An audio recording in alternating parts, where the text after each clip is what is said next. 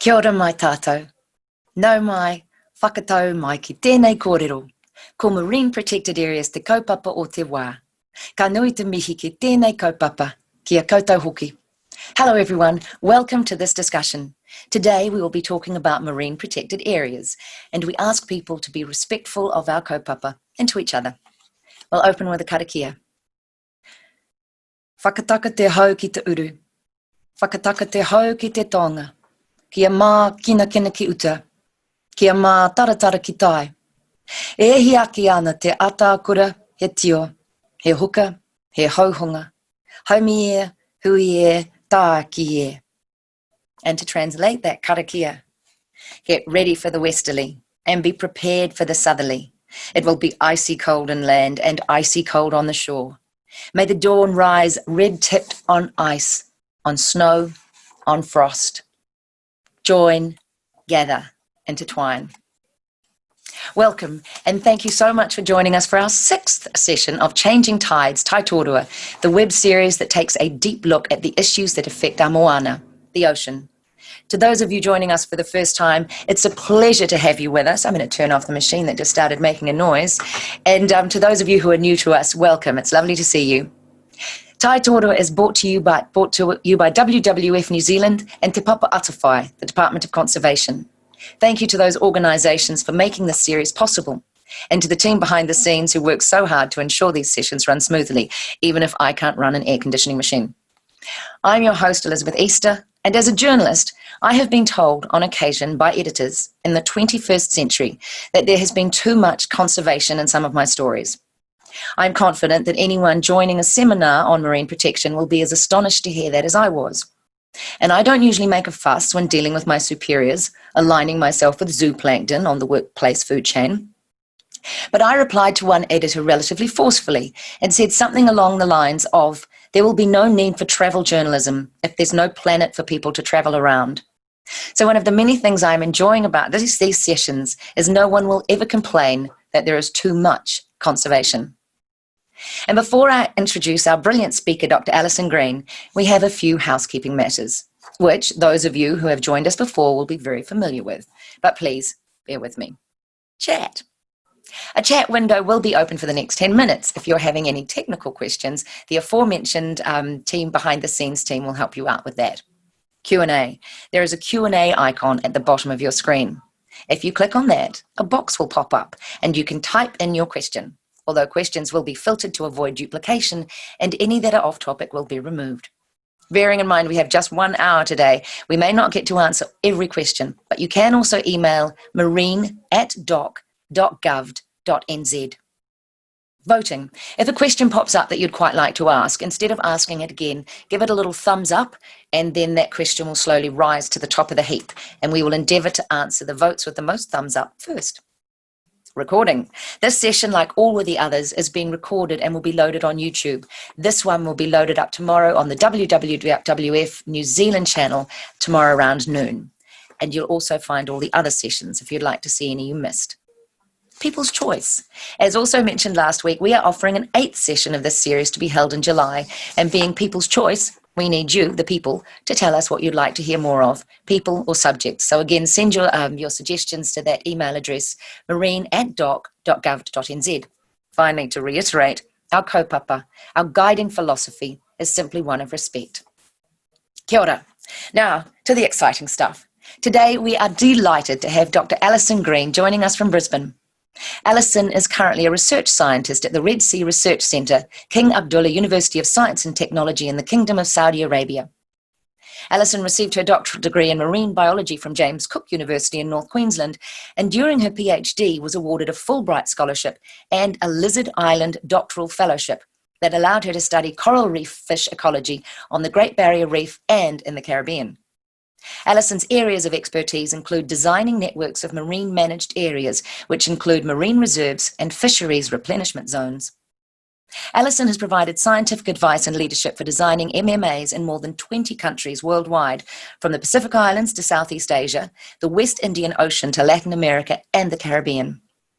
She has also provided training in MMA network design for field practitioners from more than 70 countries and she's conducted coral reef surveys and long-term monitoring in Australia, American Samoa, the Solomon Islands, Papua New Guinea, Indonesia, Mozambique, the Caribbean, the Red Sea, and the Gulf of Aden.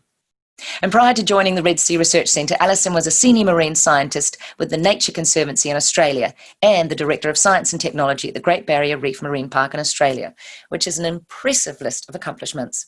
And more often than not, when Alison uses her allotted annual leave, instead of lying around relaxing, she's more likely to be found volunteering her time and knowledge to various marine projects, conducting surveys on reefs where there is need for comprehensive monitoring, and sometimes in countries where there is unrest and even piracy.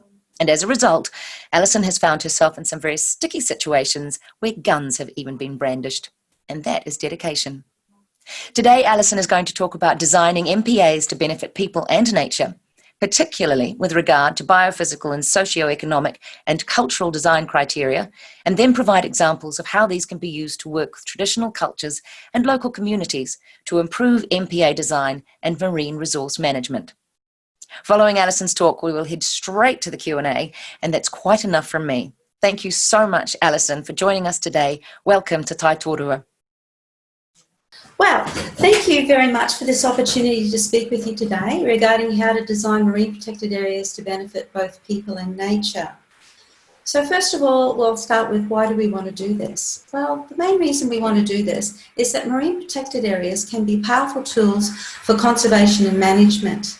They can be really good tools for helping us protect biodiversity and adapt to climate change, but they also can be very powerful tools for marine resource management, particularly to maintain or enhance fisheries, manage tourism, and to support the livelihoods and culture of the local communities. But they only work if they're well designed and effectively managed. So of all the MPAs, there are many different types, one of which are no-take marine reserves. And many of the design criteria we have relate to these no-take marine reserves because they provide the most ecological benefits. For a start, when you close an area to fishing and other extractive uses in marine reserves, you get an increase in the diversity, density, biomass, body size, and reproductive potential of many species, particularly fishery species. And then also you get benefits outside the reserve through the export of eggs, larvae and adults to both other marine reserves and fished areas. What I'd like to do now is give you a short animation that shows you how this works and why marine reserves are such powerful tools for managing and enhancing fisheries. I'm going to use an example of coral trout on the Great Barrier Reef. Now, a few years ago, the Great Barrier Reef Marine Park Authority rezoned the Great Barrier Reef, which John will talk about next week. And what they did is they went to an area where there was a lot of areas open to fishing. They left some of the areas, the blue areas, open to fishing and closed the others in no-take marine reserves. And what happens when you do that is you very quickly get a build-up of fishery species inside the reserves, a lot more and bigger individuals. And fish don't like to be crowded, so they move outside, where of course the fishermen can catch them. And fishermen know this about marine reserves. You'll often see them fishing the boundaries of the marine reserves because they catch more fish there. But what we're hearing now that's even more exciting is that you also get a lot more larvae coming from the marine reserves because there's a lot more fish inside. Now, the reason I like to use this example from the Great Barrier Reef is that they've actually quantified this effect, and that they found that within a few years they had, let me just see if I can move that, they had twice the reproductive biomass within the reserves. And more importantly, even though less than 30% of the reefs in the area were no-take marine reserves, they were providing nearly 60% of all the juveniles to support the fishery up to 30 kilometres away. So you can see these are really fisheries replenishment zones where they build up the stock to support the fishery outside. So yes, marine protected areas can be powerful tools for conservation and management, particularly these no-take marine reserves, but they only work if they're well designed and effectively managed. A few years ago, we realised that this wasn't the case, and we wanted to give better advice to practitioners on how to design the marine reserves so they'll work. And we did a lot of global reviews to help provide design criteria to better design marine reserves for multiple objectives such as fisheries management, biodiversity conservation, climate change adaptation. And these are just 3 examples of the reviews that we've done, which have been adapted and refined for many different places around the world. Now, we realise that many people don't read scientific papers, so we've also provided this advice for different audiences in different ways. For example, we have a policy brief for senior government officials. We have a practitioner guide, a little booklet that just provides general advice on how to do this and why. And then we have a guide for working with local communities, which has a series of posters and speaking notes so we can discuss these issues with the coastal communities. I'm going to use a lot of those posters in this talk. So this isn't just an academic exercise. We actually have used and applied this information in many places worldwide. All these orange countries are places where we've trained practitioners on how to design marine protected areas.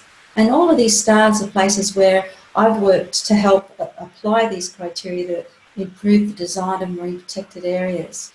Where, for example, the green stars are where we've helped multiple countries work together to design marine protected areas such as the Coral Triangle or the Mesoamerican Reef in the Caribbean.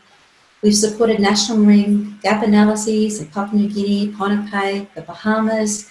We've supported a lot of planning at the provincial and state level in the Pacific and Indonesia. And we've also worked these pink dots in a lot of places where we supported local communities improve the design of their marine managed areas. So what I'm going to do in the talk today is I'm going to share with you the design criteria that have been developed and applied to improve the design of MPAs in many places around the world. And then I'm going to come back and give you some examples on how we've used these to work with local communities to improve the design at the local level. And next week, others will talk about MPA design at a larger scale. Okay, so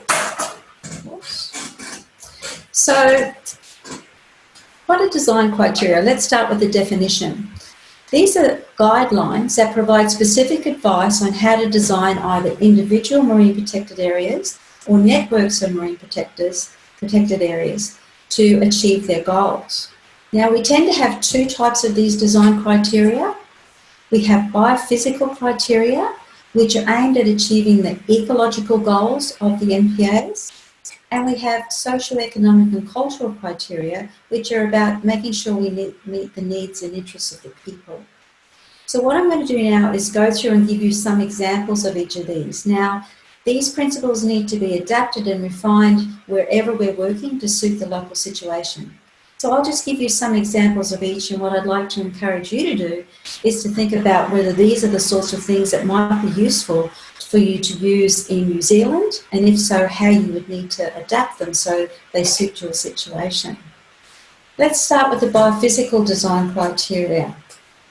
So, I will just start here.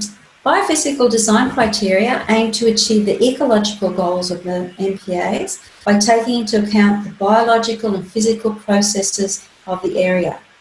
What I'd like to do now is give you an example of what some of these are and what they mean. One of the most important ones is the need to represent replicate habitats in the design. Now, we all know that different species use different habitats. For example, here you can see different species on the reefs versus the ones on the seagrass or the sandy areas.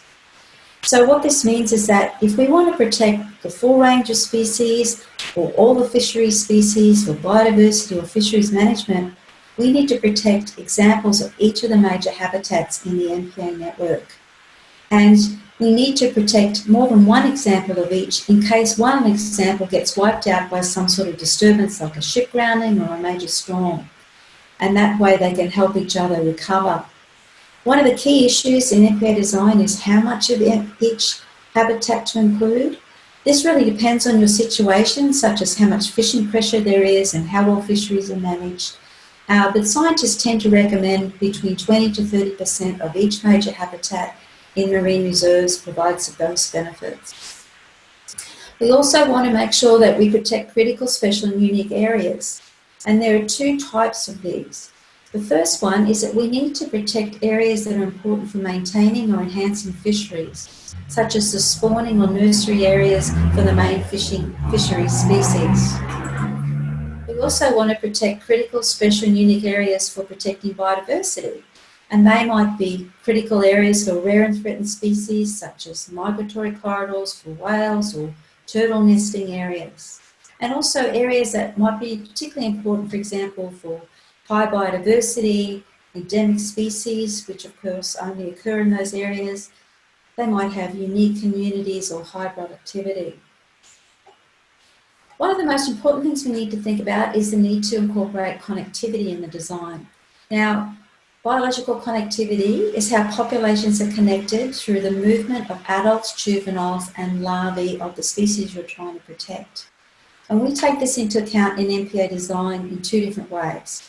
First of all, we'll talk about the movement of adults and juveniles. Now, these are the life history stages that are usually targeted by the fishery. So what we recommend is that the marine reserves should be larger than the average movement of the adults and juveniles, so they stay protected within the reserve where they can get big and fat and make lots of babies to support the fishery outside. How do you actually apply that? Well, one of the things we did was a global review of how far coral reef and coastal pelagic fish move and what that means for MPA design. And then we put this into posters for communities in different locations. Here's an example from the Coral Triangle. And these are the species that the communities are interested in protecting. And what you can see here is that different species move different distances. Giant clams, of course, don't move at all, but some species only move a few hundred metres, some might move on a daily basis 1 or 5 kilometres, some reef fish can move up to 10 kilometres a day. And then you have others that move tens, hundreds or thousands of kilometres. So what we like to do is to ask people what species they want to protect, think how far they move, and then make sure the marine reserves are big enough to protect those species. Now let's think about larval dispersal. Now larvae are tiny and they can generally move in and outside of the reserves without being caught, and they are very important in terms of sustaining populations. So we use the patterns of larval dispersal in a different way. First way is that we, if possible, we try and make sure that marine reserves are large enough to be self-sustaining for the focal species. So, for example, they're big enough that a fishery species population can sustain itself in that one reserve. But they often tend to have to be quite big to do that, or remote areas like this atoll.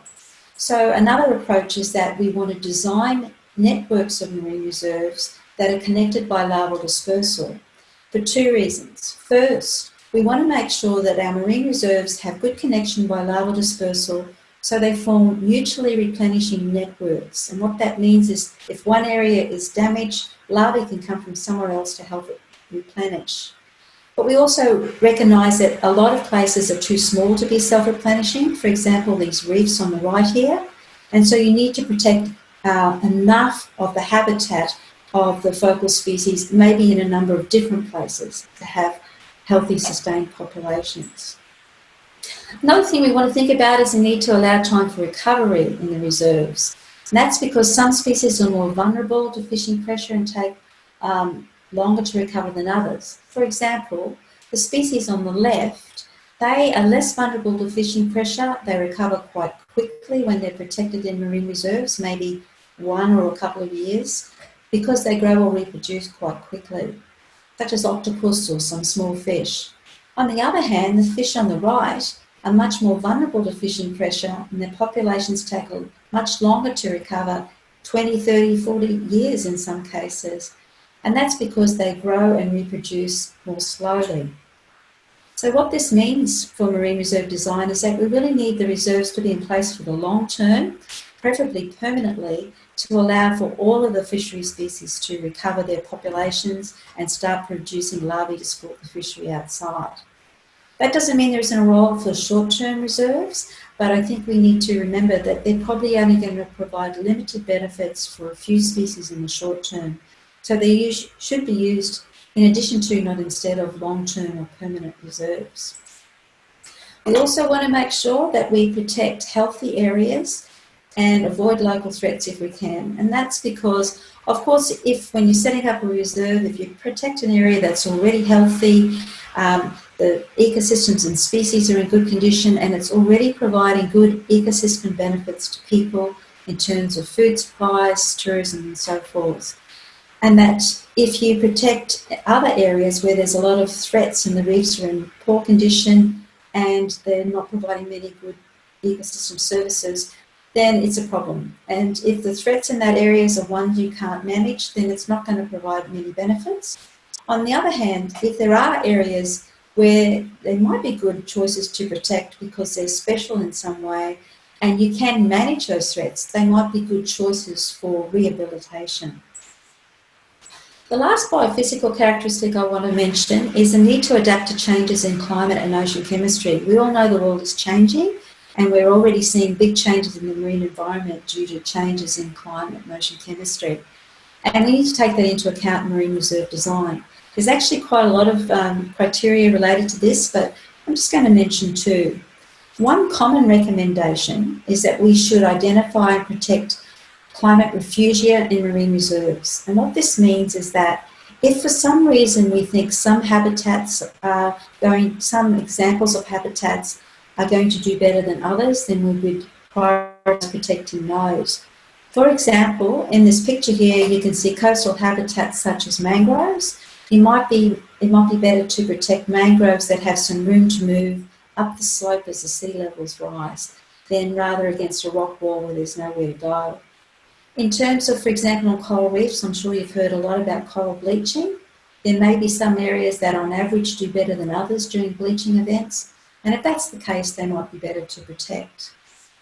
We also need to address uncertainty, and that is just recognising that there's a lot of uncertainty in how things are going to change and we can't be sure. So we want to apply those principles of habitat representation and spread to spread the chances that hopefully will protect some areas that may do better than others. We also might want to add a climate change buffer to our level of protection. For example, if you on average would protect 20% of each habitat under normal situations, you might want to increase that to 25 or 30 to take into account the effects that climate might have on those habitats. Okay, so let's talk about the socioeconomic and cultural criteria now. And these are criteria that aim to maximise the benefits and minimise the costs to local communities and sustainable industries. Now, these actually vary a lot around the world because there's a lot of variables in social, economic and cultural situations. Once again, I'm just going to give you some examples and I'd like you to think about whether these might be appropriate for use in New Zealand or how you need to adapt or refine them there. The first thing is the need to promote fair governance and decision-making processes when you're designing MPAs or MPA networks. This might include involving stakeholders through open, balanced and transparent processes and making sure that these stakeholders each have the resources and the capacity they need to be able to effectively engage in the process. We might need to, well, of course, we need to recognise, respect and incorporate traditional culture, knowledge, values and sustainable management practices in the marine protected areas. Now, in some situations, that might mean we need to understand and consider the needs of the people and build them in. But in many places that I work, such as here in West Papua, Papua New Guinea, or even in Hawaii, the community have marine tenure and Indigenous management rights, and they're actually the decision makers. And so our role is not so much as to do a scientific analysis thinking of their needs, it's for us to support their marine resource management activities as best we can. We also need to protect areas with cultural and social values. For example, in Hawaii, there are many traditionally important areas, for example, fish ponds. And here's an example from Bali, where there is no tourism zones are allowed next to the temples where they might disrupt the religious ceremonies. We also want to protect marine heritage sites. For example, these might be ship or aeroplane wrecks from World War II, not only in terms of their marine heritage value, but also these are often good places where communities can have ecotourism activities. Now, of course, we want to make sure that our marine reserves are ecologically effective, and that's what the biophysical design criteria are all about. But this is also what the communities and the traditional owners also tell us. They want to make sure that these areas are going to work ecologically, but at the same time, they need to be designed in a way that's socially acceptable.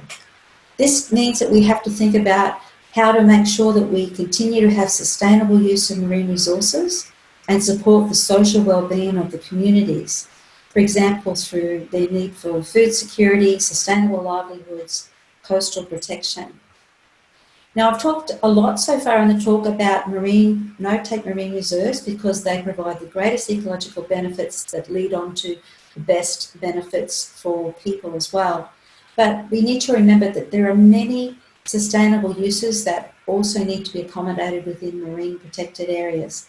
So we often have zoning plans. We have different zones for different sorts of uses, for example, for fishing or for mariculture, tourism. And when we're designing these zoning plans, we need to make sure that we set up the zones so that the different uses that are compatible are in the same zones and uses that are not compatible are in different zones. For example, dive tourism, divers like to see lots of big fish, so a better place for them to be are in the no-take marine reserves set up as fisheries replenishment zones rather than in the fishing zone where, of course, the fishermen will be catching the fish. Another thing we want to do is make sure we share the costs and the benefits among the communities if we can, and consider social equity issues. For example, we want to make sure communities have access to and use of the marine resources that they need, and that they all share in the benefits of the marine reserves in terms of food and livelihoods, often related to fisheries and tourism. One of the things we're doing a lot in the last few years is trying to work out specifically where to place the marine reserves, where they will provide the greatest benefits for the communities, for example, in terms of supporting their fisheries or ecotourism activities. In doing all of this, we also want to make sure that we use the best available information, and that is a combination of scientific information and also the traditional and local knowledge. And we found that the most successful MPAs tend to be where the science and community priorities overlap. Areas where the science tells us they will work best ecologically, and the communities through their traditional knowledge also believe they will work most effectively, and that the communities will support these areas. The last design criteria I want to talk about is the need to facilitate effective governance and management. This is just making sure that if you go to all the trouble to set this thing up, it's going to work. One of the most important things is we need to make sure that the public understand and accept the marine reserves and support them, and that this will lead to user compliance. And this means that the stakeholders are involved in the right decision-making processes in the beginning, and there's good communication processes happening. The second thing we want to do is make sure that we consider opportunities for co-management. This might be co-management among government and communities or traditional owners.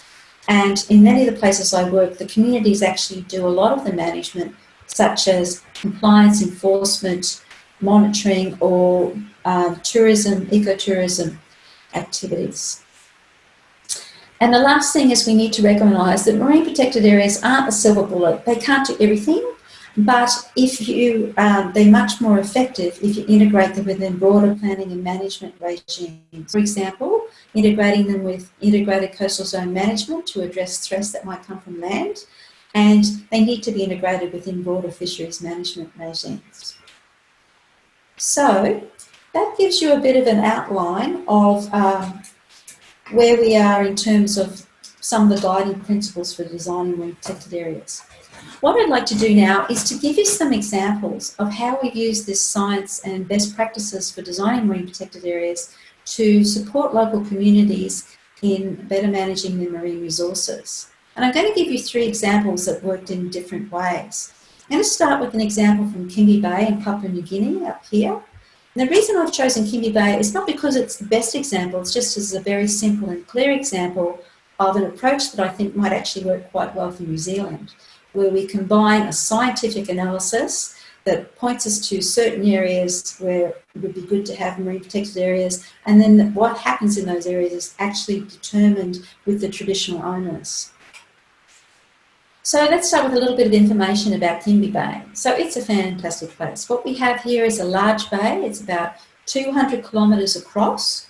Around the edge you have a coastal shelf to about 200 metres, and then it plunges down into deep ocean depths, thousands of metres deep, close to shore. So you have all these amazing marine ecosystems in close proximity, coral reefs, seamounts and so forth. Now Kimbe Bay is in the Coral Triangle, so it's some of the highest marine diversity on Earth, the high-end dive tourist destination, and it's got these 5 active volcanoes around the outside. So it's really a spectacular place, a high priority for conservation.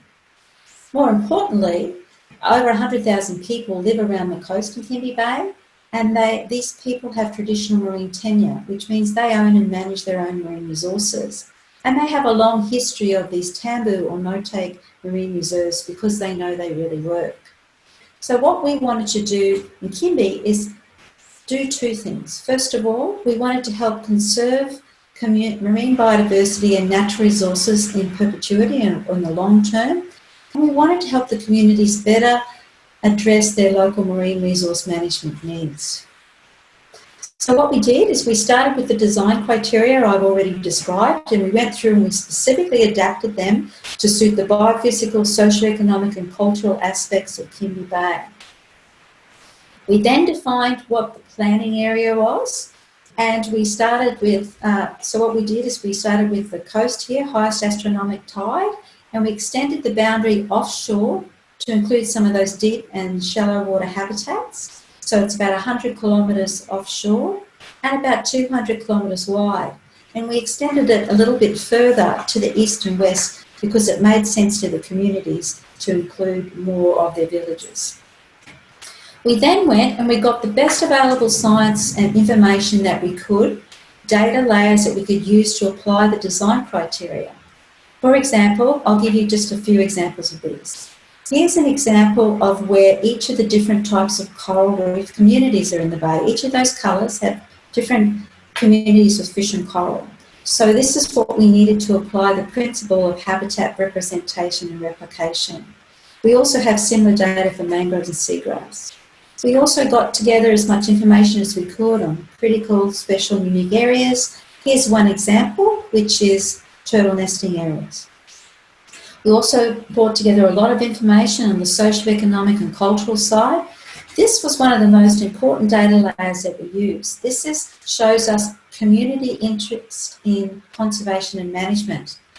In those dark green and mid-green areas are where the communities are most keen to set up more locally managed marine areas for conservation and management.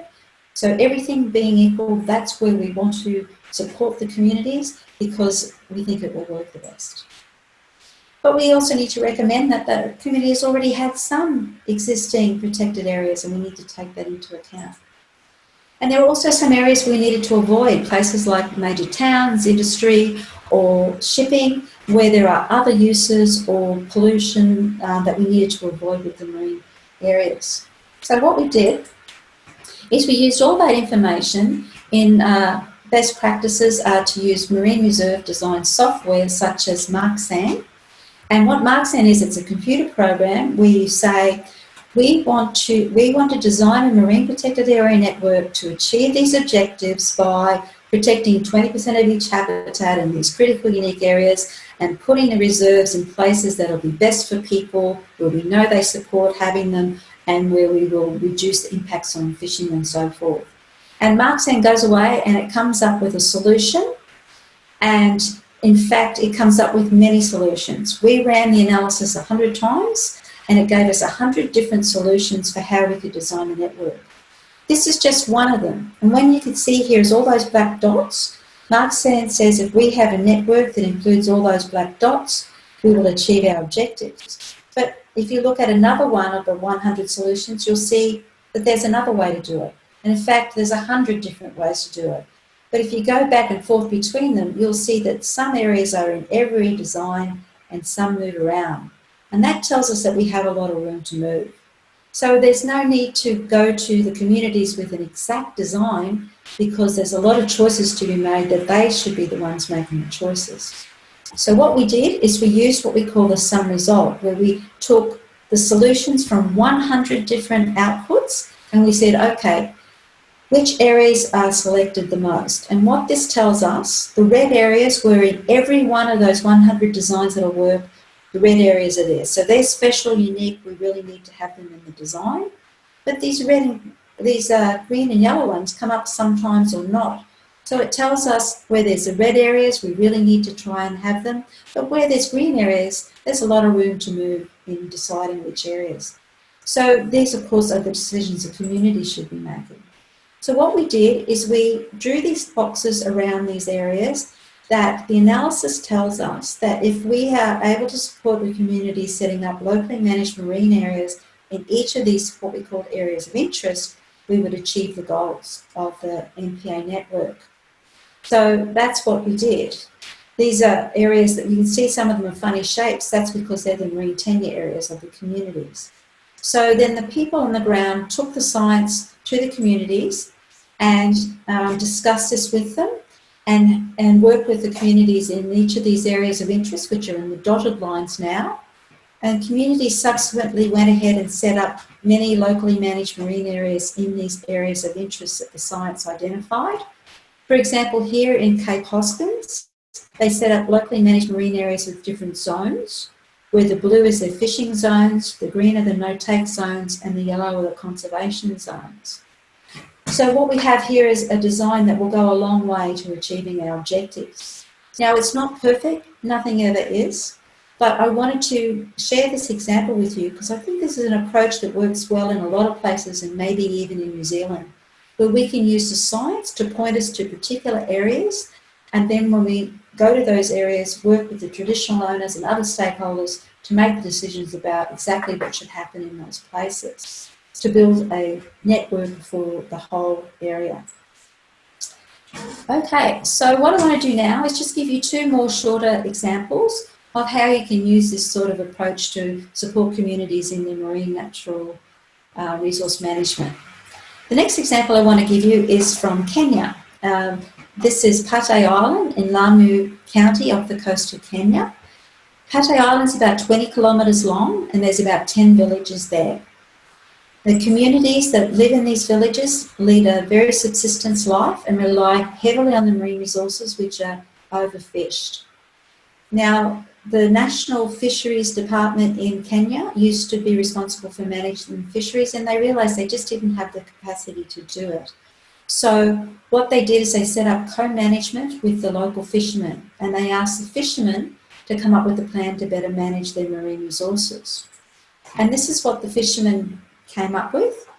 These purple areas are no-take zones, and they were only very short-term, 6 months no-take zones, and one area, this blue area, where there was improved methods. Now, this, of course, was probably not going to have a lot of benefits to their main objectives, which is to support fisheries management, and the purple one here is they were hoping to lure tourists to go diving and snorkeling there.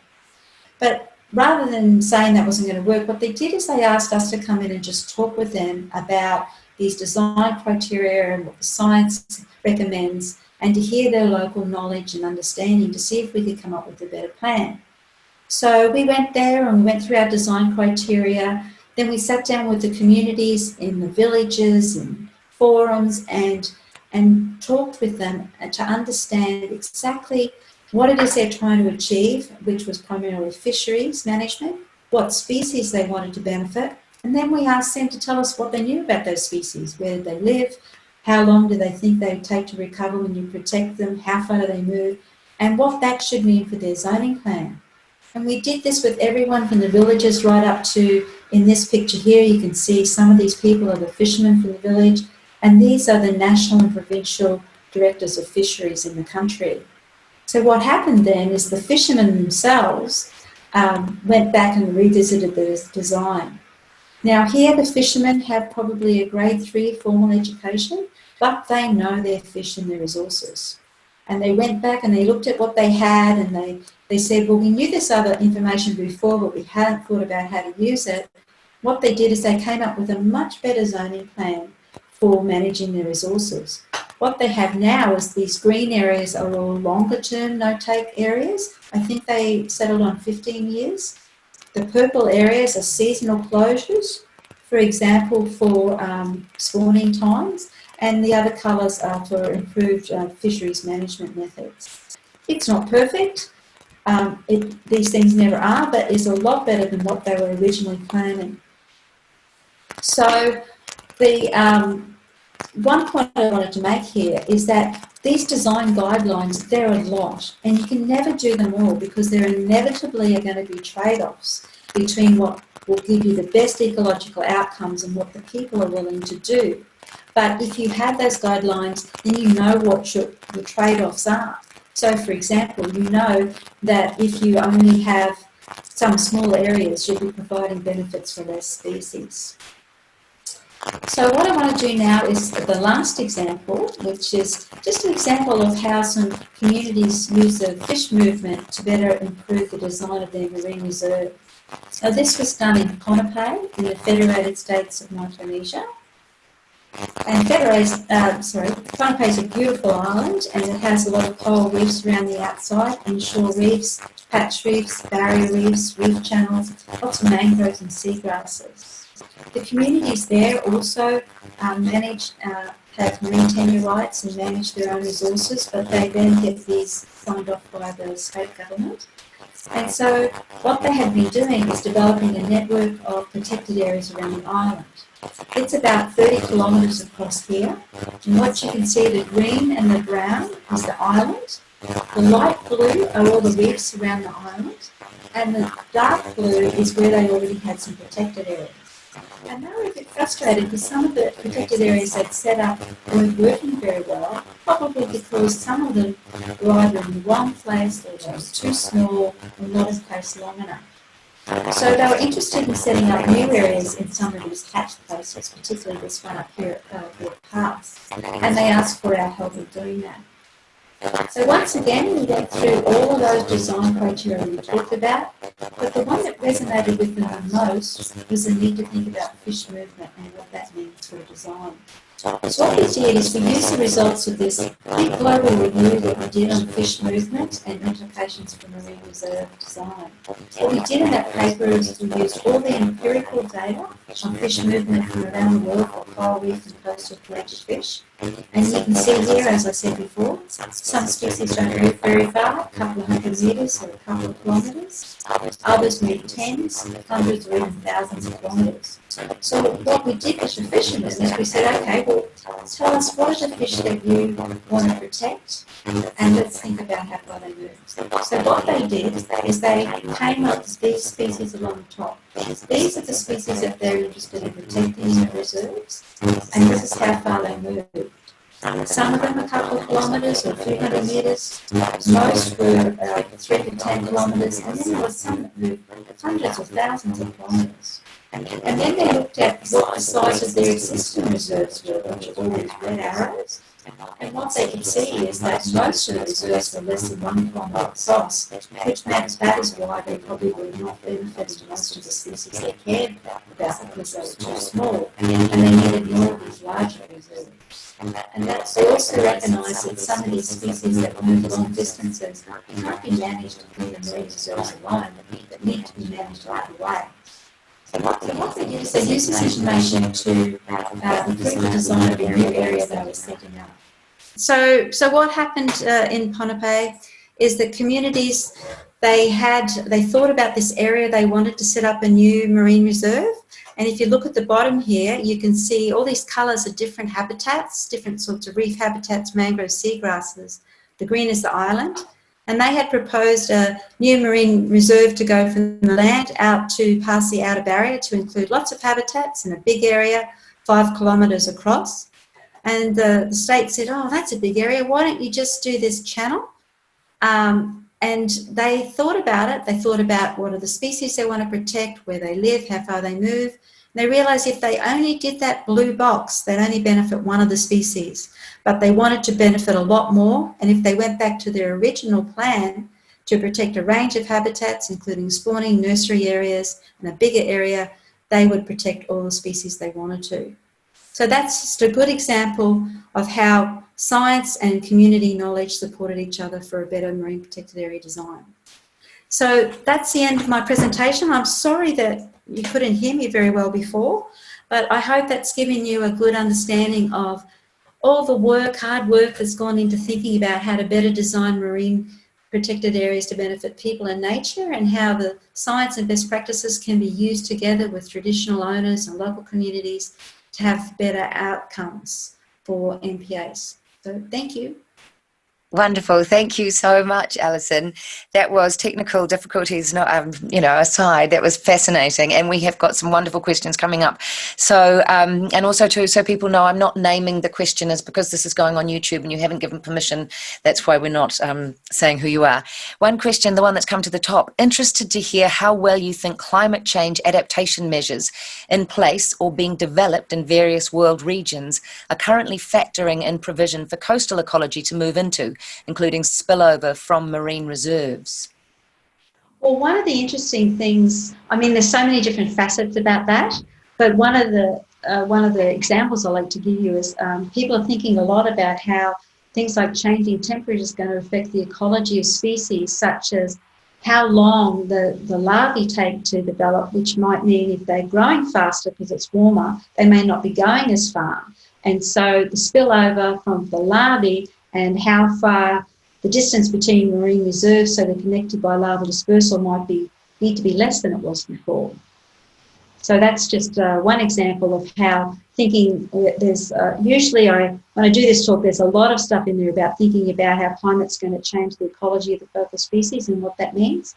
We also did a study in the Gulf of California showing how the patterns of sargassum are going to change around the Gulf. This is in Mexico.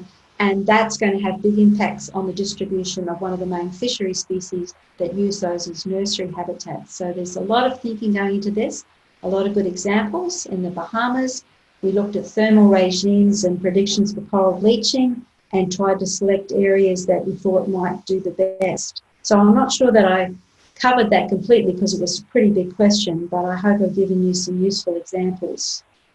Excellent.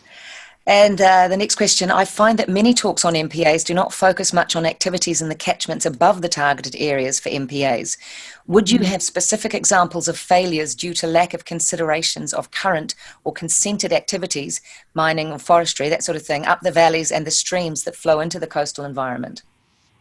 Yes, we have a lot of examples of that, unfortunately. And when we're doing the marine reserves, one of the things we think most about in that category of choosing healthy areas and avoiding threats is we think about adjacent patterns of land use, and we try not to put to marine, like for example in Indonesia, we try to avoid putting MPAs near where there were mining areas or deforestation. So we take that into account in the design of where there are existing uses that are causing problems or where they're predicted to be in the future, and we try and avoid them. Because yes, there are many, many cases where marine protected areas have problems from land that they can't manage that basically mean they don't achieve their objectives. It's a pretty hard one actually, because I've also been in a situation where communities have wanted to set up marine reserves, but the fact that there's so much sediment coming off from the upland area probably will limit how much they will actually benefit from them. So yeah, there's a lot of examples. And so we just try to take that into account in the design, but also, as I said at the end there, trying to have integrated land sea management, integrating the MPAs in broader management regimes, integrated coastal zone management is a good way to go. Some places like in Indonesia, we had one place where we prioritise coastal zone management in areas adjacent to high priority marine reserves, so it can go both ways. Thank you. And why, this is a very New Zealand specific one, why aren't there marine protected areas interspersed regularly along the coastline of New Zealand so that the larvae can disperse into the fishing areas? And would this work? Well, I think that's a very good question. I think one of the most important things in designing networks of marine protected areas is to think about the size of spacing of marine reserves in terms of larval transport, and thinking about what we know about the larval, how far larvae move and the directions that they move, and designing the network to take that into account. So you not only have mutually replenishing networks, but stepping stones around the country. That is a very good question, and that if you are moving towards doing a network of marine protected areas, that I would think would have to be one of the most important things you should do. And one thing I would like to ask, because I know that most people attending a seminar like this are possibly already on the conservation side of the fence, and it would be wonderful if these talks could be heard by, people who maybe go, you can't, no one should stop me fishing, I must fish, it is who I am. Presumably in all these wonderful locations where you've been setting up MMAs and MPAs, you have struck resistance from locals who feel that it might impact on their fishing. How have you dealt in various communities with those people? Because you've clearly done, you've made them see that the reserves are good. Well, there's always going to be that tension there between fishermen who feel that they're going to be losing something by the setting up of the marine reserves. And I think that what we try and do is a couple of things. First of all, the marine reserves are one of the most powerful fisheries management tools that we have, and calling them marine reserves often puts people off because it sounds like a conservation tool. So what we've done in some places like Mexico, for example, what we design a fisheries replenishment, which just shows that the emphasis is actually on providing benefits for the fisheries so that be better off rather than worse off with those areas. But we also find that one of the most important things is to have champions among the fishing community. Like, for example, in the example I had in Kenya, I had a photo on the front page of the man I call Mr. Chairman, who was the head of the beach management.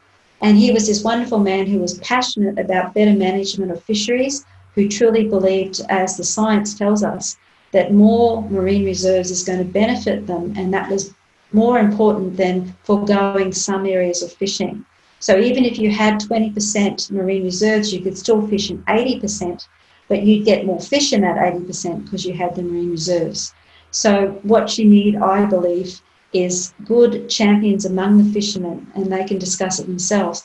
And just as a little side issue there, the people in Kenya told us that towards the end of this process, there was actually a lot more harmony within the community because this process gave them a way to talk about it in a less emotive way.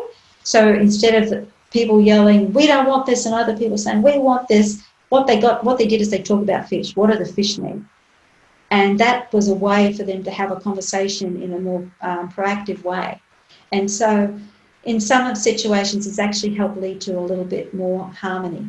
But there'll always be some people who oppose just on principle. And it's a matter of, trying to make sure that you are taking into account their needs and interests as much as possible, but still doing what you need so it will work ecologically. But those local champions, they're the ones. Kia ora, Alison. That is sadly all we've got time for today, but I will be taking away from this, what do the fish need? That's what I will be asking myself. Thank you so much. Do please join us next Wednesday, June the 24th at 3:30 New Zealand time for our 7th session of Changing Tides, Tai Tōrua. Register using the Eventbrite booking system as usual, and next week's seminar is Going Global, Marine Protection Around the World, where we will hear from international leaders about their experiences in marine protection, including Alfred Relifo, manager of the Fiji Great Sea Reef Program, WWF Fiji, Leanne Fernandez, Assistant Director, Marine Park Policy, Great Barrier Reef Marine Park Authority, and John Tanzer, Ocean Lead, that's a lot of W's, WWF International.